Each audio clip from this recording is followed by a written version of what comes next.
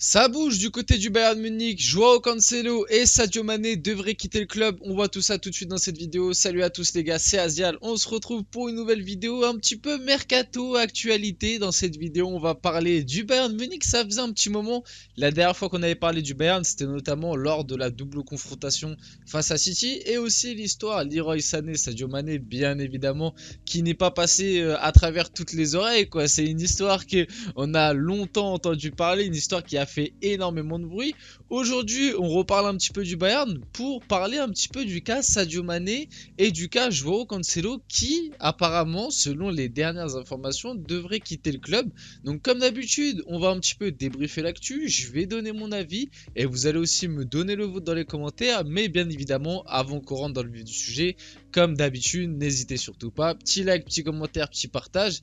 Et puis ça fait toujours plaisir, ça aide énormément pour le développement de la chaîne, ça vous prend 2 secondes. Bon, commençons par je pense le sujet le plus intéressant, en tout cas qui va intéresser le plus grand nombre sur cette vidéo, le cas Sadio Mané. Donc Sadio Mané devrait quitter le Bayern cet été, seuls les clubs de Première Ligue sont susceptibles de pouvoir s'offrir son salaire de 20 millions par an. En vrai on ne se rend pas compte, mais 20 millions par an, c'est bien stock hein. Je l'ai déjà dit dans une vidéo, mais on se rend pas compte que ce salaire-là, c'est le salaire qu'avait Mbappé avant sa prolongation au PSG l'année dernière. Donc Sadio Mané, en signant au Bayern, il s'est mis très bien. Et c'est pour ça peut-être aussi que du côté du Bayern, ils sont un petit peu plus, on va dire, méchants et catégoriques. C'est-à-dire que, je l'ai déjà dit plein de fois, le Bayern est un club qui généralement ne dépense pas énormément. Et là, sur Sadio Mané, ils ont un petit peu craqué la banque.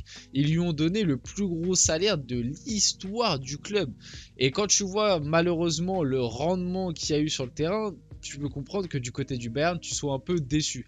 Sadio Mané ne veut plus jouer au Bayern Munich, sa destination la plus probable serait la Première Ligue où seuls les clubs anglais sont capables d'assumer son salaire. Et pour finir, Sadio Mané veut quitter le Bayern, parce qu'après je crois que oui ce sera une question.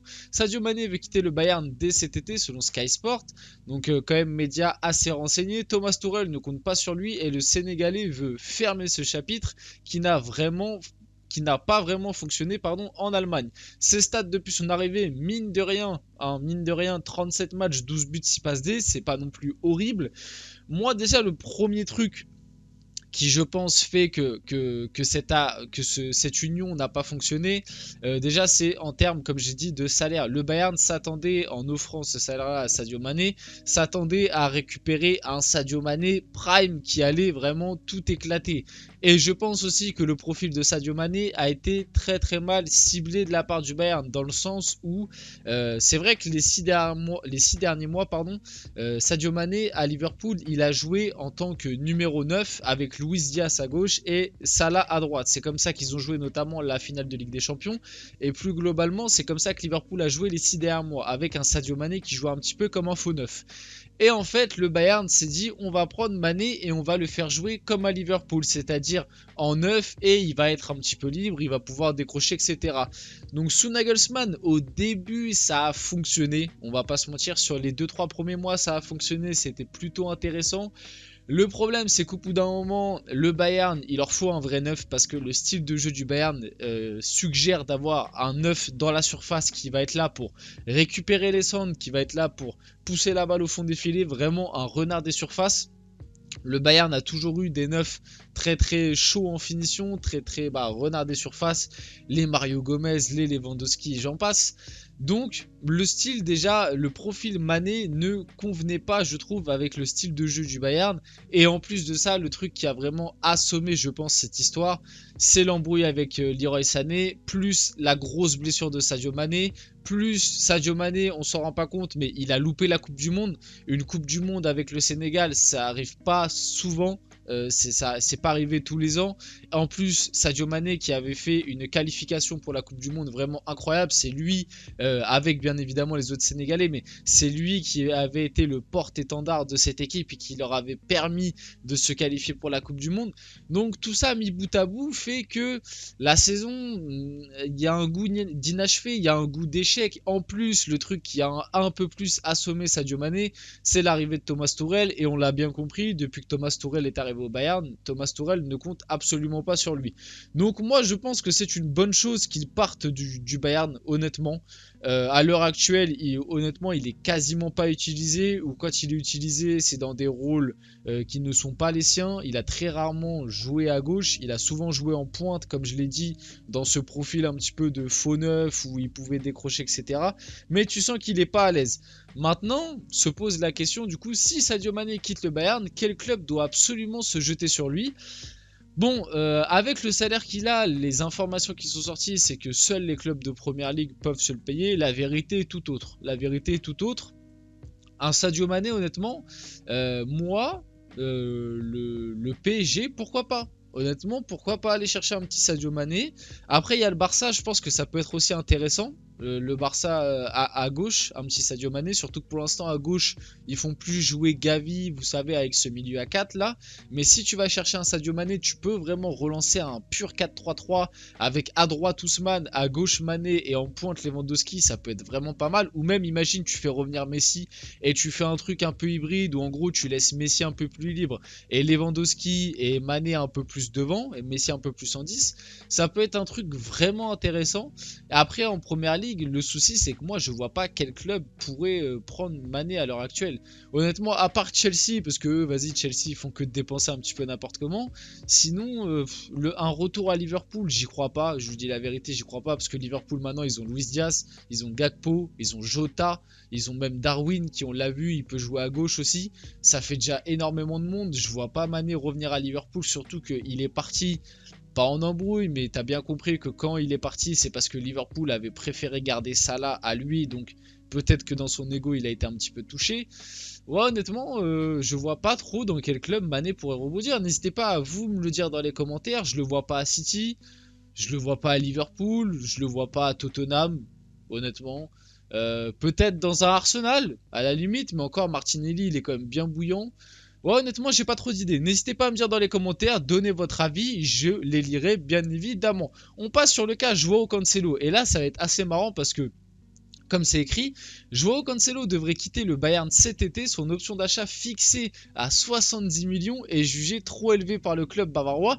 Et moi, ce qui me fait rire, c'est que cet hiver, rappelez-vous toutes les vidéos qu'on a fait, nous les youtubeurs et même les journalistes, même les consultants, etc., les journalistes sportifs, on a tous dit, mais les gars, le Bayern, ils ont fait un mercato d'hiver incroyable. Ils ont été chercher Joao Cancelo en prêt avec option d'achat à 70 millions. C'est donné. Je m'en rappelle même sur les réseaux, tout le monde disait oh, le Bayern, ils ont fait un braquage. Aller chercher Cancelo à ce prix-là, c'est donné. Oh, le braquage.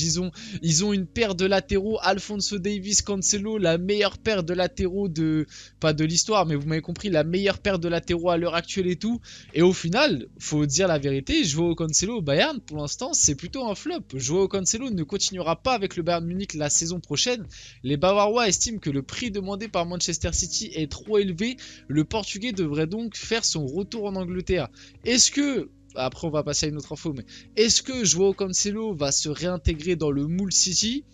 J'ai du mal à y croire parce qu'il est parti un petit peu, en embrouille. On sait que Guardiola généralement quand t'es sa tête de Turc, il a du mal à te réintégrer à son groupe.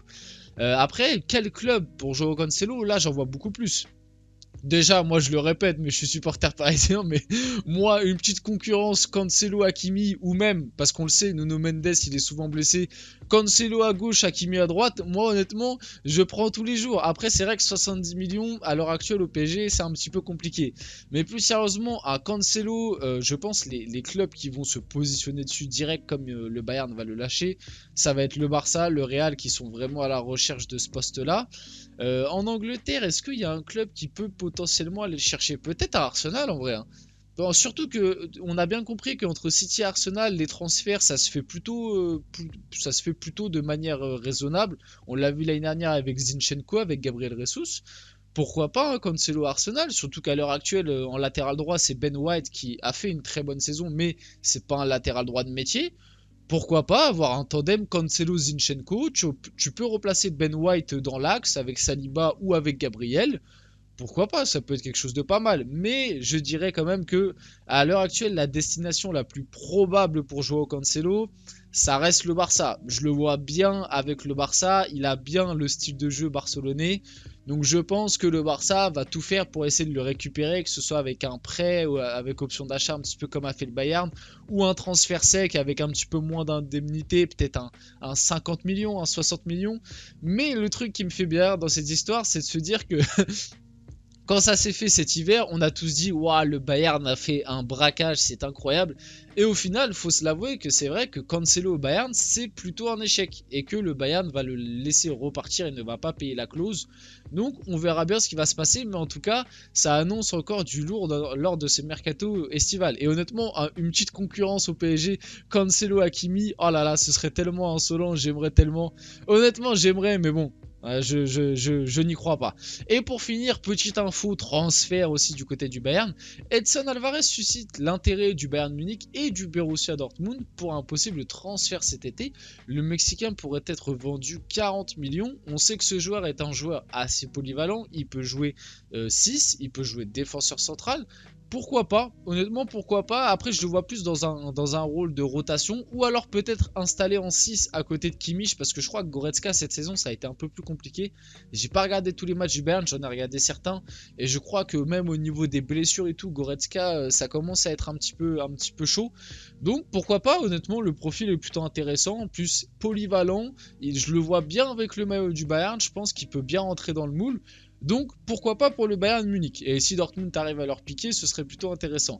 Bref, c'est tout pour cette vidéo. J'espère qu'elle vous a plu les gars. C'était Azial. N'hésitez pas, petit like, petit commentaire, petit partage. Et on se retrouve très rapidement pour une prochaine vidéo.